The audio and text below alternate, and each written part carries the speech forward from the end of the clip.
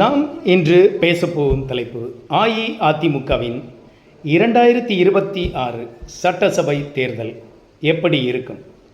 அஇஅதிமுகவின் பலம் என்ன, பலவீனம் என்ன, இரண்டையும் ஒரு சிறிய அலசல். அஇஅதிமுக 2016ஆம் ஆண்டுக்கு பிறகு, அதாவது ஜெயலலிதா அவர்களின் மறைவுக்கு பிறகு, யார் கட்சியில் தலைமை, கீழ் அனைவரும் செயல்படுவது என்பதில் பெரும் குழப்பம், மிகப்பெரிய போட்டிகள் இப்படி நடைபெற்று கொண்டிருக்கும்போது, முன்னாள் ஊழல் வழக்கில் கைது செய்யப்பட்ட சசிகலா அவர்களும் கட்சியிலிருந்து வெளியேறிவிட்டார்.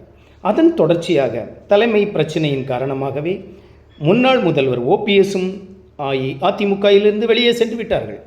இப்போது இப்படி இருக்கும்போது முன்னாள் சட்டசபை உறுப்பினர் தினகரன் அவர்களும் கட்சியிலிருந்து வெளியேறிவிட்டார்.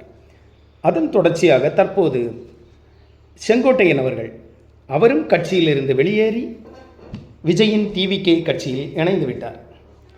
இது எல்லாமே அஇஅதிமுகவின் பலவீனங்கள் தான். சிறு துரும்பும் பல்குத்த உதவும். இதை மனதில் வைத்து கொள்ள வேண்டும்.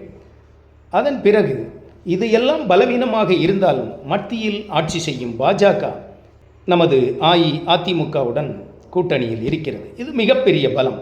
ஏனென்றால் இது முந்தைய சட்டசபை தேர்தலில் அஇஅதிமுகவுடன் தான் பாஜக கூட்டணியில் இருந்தது. ஆனால் அந்த நேரம் அந்த கள நிலவரத்தின்படி பாஜகவின் பலத்தை விட 50% அதிகமாக அண்ணாமலை பாஜகவில் பொறுப்பேற்ற பிறகு பாஜகவின் ஓட்டு சதவீதமும் பலமும் மிகப்பெரிய அளவில் கூடியிருக்கிறது. அதனால் பாஜக அதிமுகவுடன் அங்கம் வைப்பது மிகப்பெரிய பலம். அதனால் பலமும் இருக்கிறது, பலவீனமும் இருக்கிறது.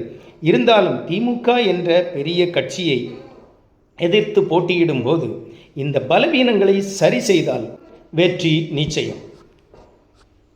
அடுத்த நமது ஏகே அரசியல் களத்தில் நாம் பார்க்க போவது திமுகவின் பலம், பலவீனம் இரண்டையும் அலசப் போகிறோம் விரைவில்.